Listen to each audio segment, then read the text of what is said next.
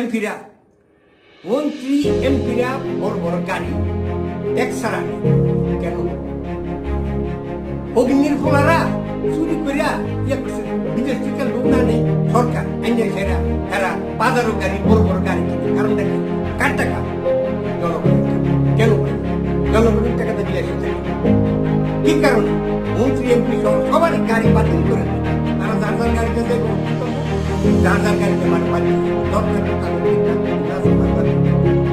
কিন্তু এভাবে লুট করবো কি করে? একটা গাড়ি পাইলে এই গাড়িতে তার ছেলে মেয়ে বউ আর দিন কেন আইন হওয়ার জন্য আজকে রাষ্ট্রীয় সরকারি আপনারা লক্ষ্য করেছেন যে 16 এমবিসি ইন্ডিয়া কেন ইন্ডিয়া যাবো?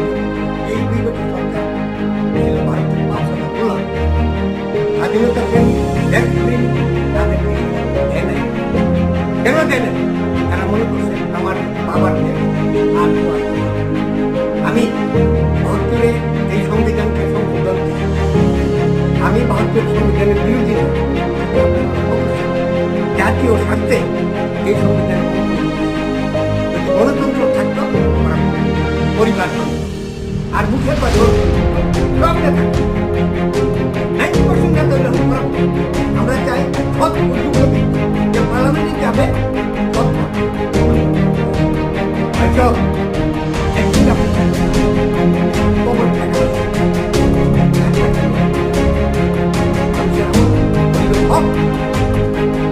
আজকে যদি দেখতে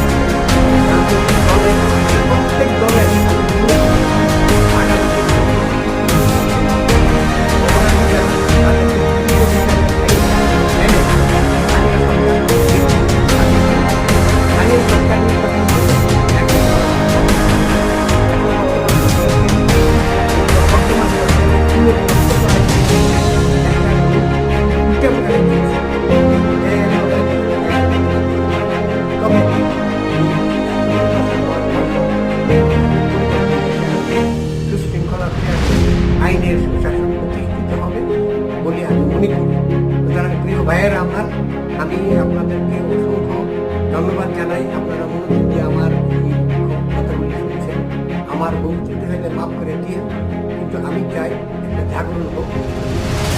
এই বিপ্লবের মাধ্যমে যে বিপ্লবটা হয়েছে দেশে 5ই আগস্ট 2024-এ যারা শহীদ হয়েছে, 71-এ যারা শহীদ হয়েছে, আমিও একজন 71-এর যোদ্ধা, মুক্তিযোদ্ধা। আমি তো ভাতা নিই নাই।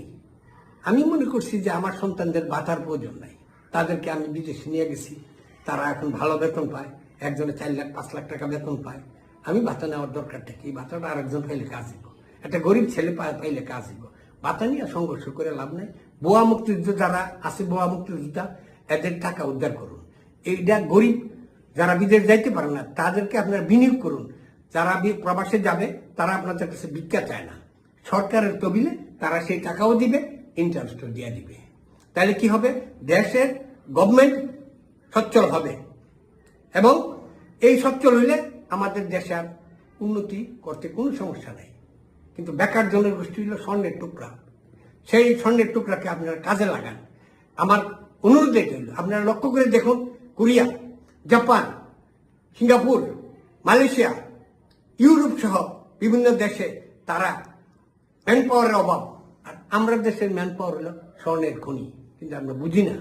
আমরা আমাদের সরকার ওই ইন্ডিয়ার লোক দিয়ে কাম করাইবো, আমাদের দেশের যুবকদের কাম করাইতো না। হেরা কিছু জানে না। না জানলে স্কুল কলেজ খোলা রাখছেন কেন? বন্ধ করেন স্কুল কলেজ ইউনিভার্সিটি। ওখানে যদি আমার দেশের ছেলেরা যদি আমার দেশে কাজ না করতে পারে তো বিদেশ যে কাজ করবো কেমনে? কিন্তু আমি জানি, গর্বের সহিত বলতে পারি, আমি 24 দেশে গেছি, ইউরোপ সহ। আমার দেশের ছেলেরা খুব কর্মঠ, কিন্তু দুঃখ পরিতাপের বিষয় আমার দেশের ছেলেরা দেশে মূল্যায়ন করে না। সুতরাং দেশবাসীর কাছে অনুরোধ, রাজনৈতিক নেতারা আমাদেরকে দিক নির্দেশনা দিবেন। আমি সকলের প্রতি শ্রদ্ধা রেখে আমার একটাই অনুরোধ যে আমরা সবাই দেশকে ভালোবাসি। আমরা বিদেশি পণ্য যে আমদানি হয়, চুরি করে আনে, ট্যাক্স দিয়ে আনে, এই যেগুলি প্রয়োজন নাই বিলাসী পণ্য, এগুলির উপর কন্ট্রোল করুন, বাজার নিয়ন্ত্রণ করুন, সাধারণ মানুষের মৌলিক অধিকার পূরণ করার লক্ষ্যে কাজ করুন। সবাইকে আমার সালাম ও শুভেচ্ছা জানিয়ে আমি আমার বক্তব্য শেষ করছি। বাংলাদেশ জিন্দাবাদ। আশা করি সবাই বুঝতে পারছেন আসলে দাদা কোনো দল সাপোর্ট করে না। যদি ভিডিওটা ভালো লাগে থাকে সবাই অবশ্যই লাইক, কমেন্ট, শেয়ার করে পাশে থাকবেন। ধন্যবাদ।